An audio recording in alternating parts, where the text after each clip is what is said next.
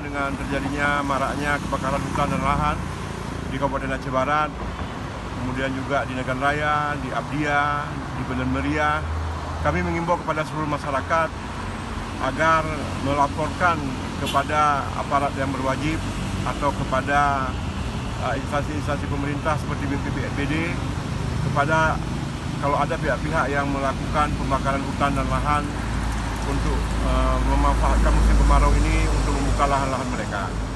Yang kedua, kami juga mengharapkan kepada seluruh Babinsa, Babin Kamtibmas, juga para KPH dan juga kepada seluruh anggota BPBD untuk meningkatkan patroli ke tempat-tempat yang berpotensi untuk terjadinya kebakaran lahan dan hutan.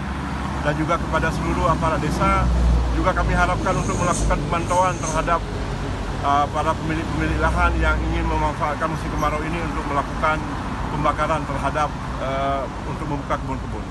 Kami ingatkan juga kepada seluruh masyarakat bahwasanya membakar lahan dan hutan ini dapat dihukum 3 sampai dengan 10 tahun penjara apabila nanti dapat dibuktikan oleh pengadilan. Oleh karena itu kami berharap kepada seluruh masyarakat agar dapat mencegah itu lebih baik daripada harus nanti kita menanggulanginya.